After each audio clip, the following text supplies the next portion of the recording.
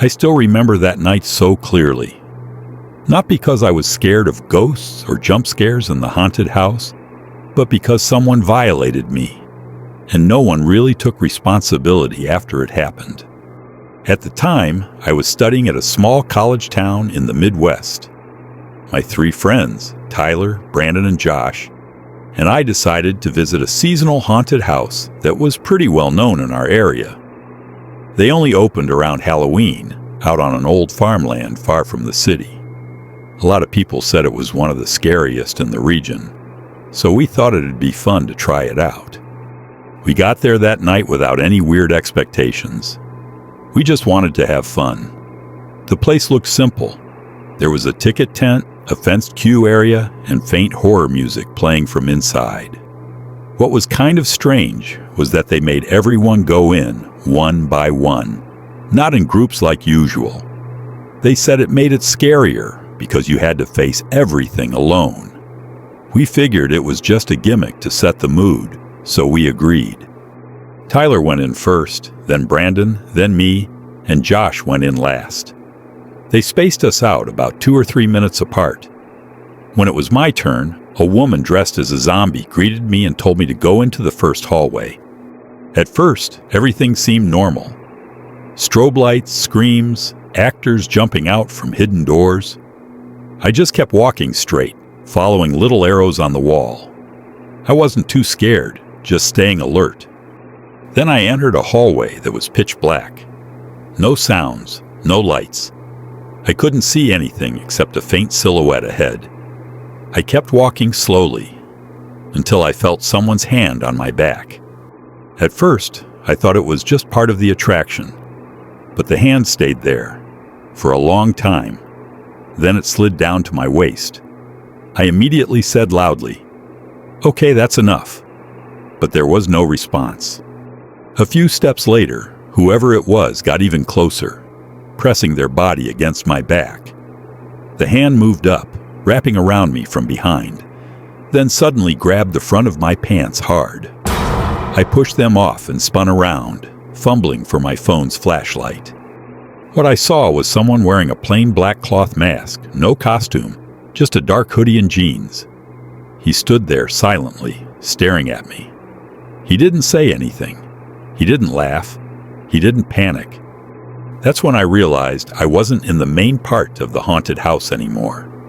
The place looked like a small storage room behind the set. Shelves of props, ropes, mop buckets. I must have been led down the wrong path. I ran out immediately. Not long after, I ran into another actor, dressed as a clown. I blurted out, panicking, "Someone just groped me, seriously." He broke character right away. He looked confused and just told me the exit was one more room ahead. I got out. My friends were already waiting for me outside. They were confused why I came out so late when I'd gone in before Josh. I told them everything, and they were furious. We went back to the ticket tent. There was only an old man selling tickets. I explained that I'd been assaulted. He just nodded, showing no emotion. We asked to speak with the manager, but he said the manager wasn't there that night. All he said was, "I'll let him know." Then he offered a refund. I took it, but obviously that wasn't enough. A few days after that, I started thinking maybe no one would believe me. But 2 nights later, a girl from my college shared a thread on Twitter. She described how she was physically assaulted at the same haunted house. The guy touched her inappropriately from behind and ran off when she screamed. The thread went viral. What shocked me more, so many people replied with similar stories. Some said they'd seen someone dressed nothing like an actor, standing in restricted areas. Some said they saw him slip in through a side door. A few said they'd reported it to the staff, but were ignored. A few days later, the haunted house's social media accounts disappeared. No statement, no apology, no explanation at all. To this day, I still don't know who that person was. But what I do know for sure, he wasn't an official actor. And that haunted house should never have been allowed to operate like that again.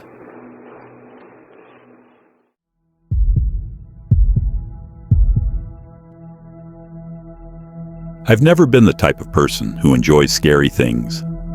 Even as a kid, I'd always skip the horror parts in movies, pretending to go to the bathroom or suddenly starting a conversation with someone nearby, just to avoid looking at the screen when the ghost appeared. Fear never interested me. I preferred things that were predictable, neat, safe. But sometimes life becomes so quiet, so neutral, that you start to wonder if you can still feel anything at all. I wasn't sad. I wasn't happy either. Just empty. Like walking in a straight line that never changes direction. Maybe that's why, when my friends brought up the Red Hollow again this year, I said yes. My name is Ezra. I live in Phoenix, Arizona, in a small studio apartment that I rent alone. My life isn't bad. I have a steady job at a design agency, a few close friends, and a routine that's not too demanding. But lately, it's felt like I'm just passing time. Wake up, work, come home, eat, sleep, repeat. Every day feels like a blurry copy of the one before it. Last year, my friends went to a new haunted house they said was different. Not just cheap jump scares, they said. The Red Hollow was more psychological. They said the place knows your fears. I didn't go that time. I was still keeping my distance from things that could reopen old memories.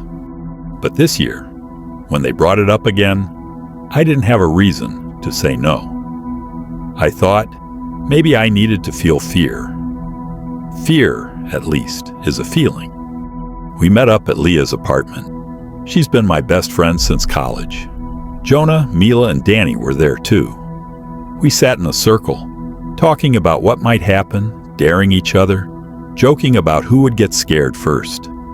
I laughed along, trying to join in. But deep down, I felt uneasy. To calm myself down, I took a small sip of vodka that Leah offered. Then, maybe to look relaxed, or maybe because I stopped caring, I took a hit of weed from Jonah. That was the first time I smoked again since college. The last time I did, I had a full-blown panic attack. But back then, I didn't really know how to control my breathing, how to separate what was in my mind from what was happening in my body. I thought I had better control now. I was more stable. I wasn't a scared kid anymore, frozen in place whenever my dad lost it, because he forgot to take his meds. We left around 8 p.m. The drive to the location took only 15 minutes. I sat in the back seat, watching the city streets slowly turn into quiet industrial zones. I didn't say much. A small voice in my head kept asking, "Are you sure you want to do this?" I ignored it. When we arrived, we waited in line with dozens of others. My friends laughed, joked, took pictures. I tried to join in, but it felt like I was watching everything from behind a wall of glass. We entered in groups, 5 at a time. The first room looked like a museum. There were human-shaped statues, some half-formed, others burned. A soft whispering sound came from hidden speakers. I felt a little sick, but nothing too bad. We kept going room by room. Each one felt more intense than the last, not because of what we saw, but because of how it got into your head. One of the actors said my middle name, Ezra Elias, and I know I never told anyone that, not even my friends. I laughed it off, pretended it was just a coincidence, but something deep inside me started to shake. In the 4th hallway, things shifted. Strobe lights flickered without rhythm. A loud heartbeat sound thumped through the walls. I felt like I was floating outside of myself. My legs got heavy. My friends' voices sounded far away. I didn't know if we were in there for 5 minutes or 50. I only knew I was starting to doubt if what I was seeing was real. We reached an empty room. The walls were bright red. Nothing was in the center, just a large mirror on the right wall and a door ahead. I walked in slowly, trying to breathe steadily. But when I looked into the mirror, I stopped. It wasn't me. It wasn't my reflection. It was a tall man in a torn, faded blue shirt. His face was bruised, skin peeling off. But the part that truly froze me were the eyes, wide open, unblinking, staring straight into me. I knew that face. It was my father. But not the father I remembered. This was a different version. A broken version. The one I last saw being taken away in a psychotic episode. That night, he smiled at me as they loaded him into the ambulance. A smile I've never been able to forget. The same smile I saw in the mirror. I stepped back, bumping into the wall. My breath was shaky.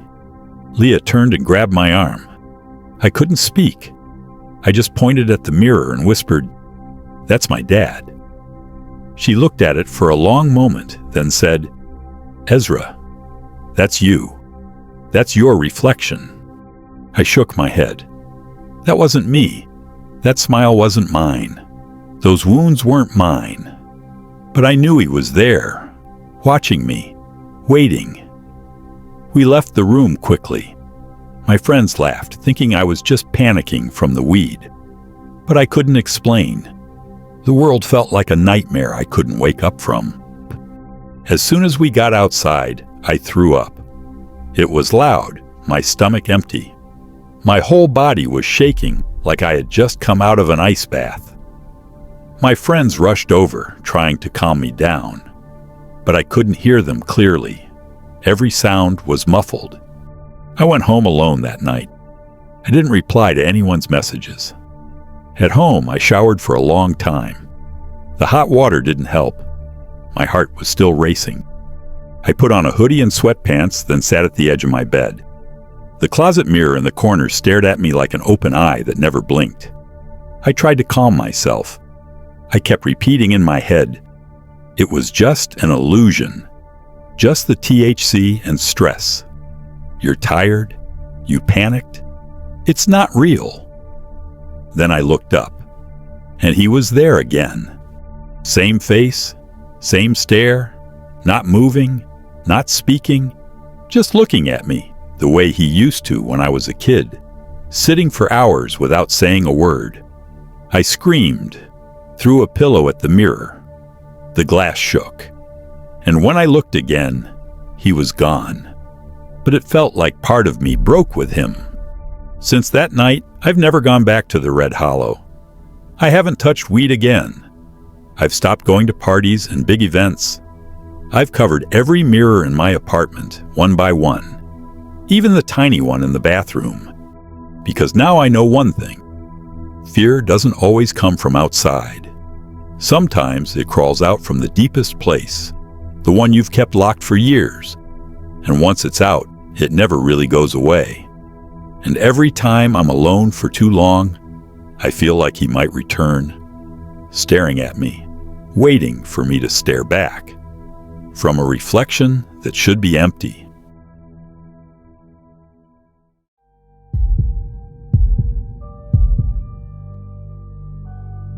At first, I just wanted to try something different. After the last 2 years felt so monotonous, I needed a new experience. My friend, Elise Mueller, my best friend since college, had been working part-time at a seasonal haunted house for the past 2 years. She always told me it was the most fun job she'd ever had. She said, "You love theater, right? This is basically the same thing, just in real life. You'd be perfect for it." After thinking it over for a few days, I agreed. I showed up that Friday afternoon. Elise introduced me to the shift manager, Mr. Lucas Brandt. He was laid back, a bit talkative, but seemed genuinely caring. He asked me a few questions about my acting experience, then had me do a quick improvisation. It only took 5 minutes to make him smile and say, "All right, you're on the team tonight." I felt excited, though a bit nervous. We were given a quick briefing on the basic rules. Don't touch the guests, stay in character, and always stay alert.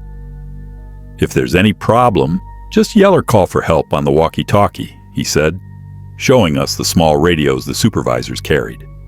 Unfortunately, we actors didn't get any communication device. Only the supervisors and security had them. I was assigned to the corn maze area. My first role was playing a kidnapped woman tied to a post. Mr. Brandt walked me to my spot, explained the guest path, and told me a supervisor would pass by every 10 to 15 minutes. Don't worry, it's safe. If you need anything, just yell or wave. We can see you from the guard post, he said reassuringly. What made me hesitate a bit was when he actually tied me to the post. The rope wasn't too tight, but tight enough to keep me from moving freely. I asked, "What if I need to go to the bathroom?" "There'll be a 15-minute break after each session. One session is about 45 minutes. You'll be fine," he said with a smile. I tried to relax. I kept telling myself, it's just acting. Just 1 hour. Then it's done. Easy. The session started exactly at 7 p.m. A horn sounded and guests started to enter. I began screaming for help, just like they'd taught me. I pretended to be terrified, acting like I was really in danger. Some guests reacted, laughing. Some pretended to rescue me, but were pulled away by their friends. It all felt like safe fun, and I actually enjoyed it. About 20 minutes in, 2 men, maybe in their late 30s, came by. They didn't say a word. They just stopped and stared at me. Their stare wasn't like someone enjoying an attraction. It was more like they were sizing me up. I felt uneasy but tried to stay in character. They didn't react at all, then walked away. A few minutes passed. I went back to screaming and interacting with other guests. But suddenly, I heard something. A faint movement coming from a direction that wasn't the guest path. I thought it might be a supervisor checking in. But then I saw them. The same 2 men. They came out from between the cornstalks, not from the main path. One of them was holding a water bottle and staring at me with a strange grin. Their faces were covered with regular medical masks, but their eyes were enough to make me wish I could back away. If only I could move. I immediately dropped character. "Hey, you're not supposed to leave the path," I said firmly, no longer acting. They didn't answer. They just let out a soft laugh. One of them said something to the other in a language I didn't understand. It sounded like Russian or Ukrainian, but I wasn't sure. Then one of them stepped closer. He stood really close, grabbed the rope around me, tugging at it slightly, like he wanted to test how tight it was. I reflexively tried to pull my body back, though I couldn't move much. Panic rose in my chest. This isn't part of the show. Seriously, you need to leave. My voice was loud, clear, and full of real fear. One of them stayed back, like he was keeping watch. The other started touching me inappropriately. His hands were cold. My body froze, refusing to move. My heart was pounding so hard it felt like it would break through my ribs, and all my mind could think was, I'm in real danger. I started screaming at the top of my lungs. I'm being attacked. This is not an act. I kept shouting those words over and over. Help! This is real! Every second felt endless. I had no idea if anyone could hear me. All I could do was scream. Finally, I heard someone approaching. It was Mr. Brandt's voice. He came running, and the 2 men immediately took off, sprinting through the corn and back onto the main path. Mr. Brandt rushed to me and untied the rope as fast as he could. Oh God, are you okay? His face looked genuinely shocked and worried. I just nodded, though my whole body was shaking. My hands were cold, trembling uncontrollably. My throat burned from screaming so hard, and my chest felt like it had been punched over and over from the inside. They brought me to the staff room. Elise came right away and sat next to me. I couldn't speak for several minutes. I felt frozen inside, just sitting there hugging myself. Security was notified immediately. We filed a report and they tried to check the footage from the camera at the corn maze entrance, but the camera only covered the outside area. There was no clear recording of what happened. Security said they did see 2 men rushing out of the maze around that time, but they didn't stop them because they had no idea what had happened. Mr. Brandt came over and said, You'll still get paid for tonight. I'm so sorry. If you don't want to keep working here, I completely understand. Just let me know later, okay? I just nodded. Elise offered to let me stay at her place that night, but I declined. I just wanted to go home. On the way home, I was hyper aware of everything. I kept checking my rearview mirror over and over. A few minutes later, I realized there was a white car behind me that stayed there the whole time. At first, I thought it was just coincidence, but every turn I made, they made too. Panic bubbled up in my chest. I took a deep breath, forced myself to stay calm, and opened Google Maps. I searched for the nearest police station and started driving straight there, no matter what route it took. That white car stayed behind me until I actually pulled into the police station parking lot. After that, they kept driving and didn't stop. I sat in my car for 10 minutes, trying to make sure everything was really safe. There were no other suspicious cars. Only then did I start my engine and finally drive home. I never went back to work at that haunted house again. Sometimes I still think about that night. It felt like a harsh lesson about how thin the line is between pretend and reality, and how crucial real security systems are. I don't blame anyone personally, but from that night on, I learned one thing for sure. When your gut tells you something's wrong, listen. Never ignore that feeling in your bones.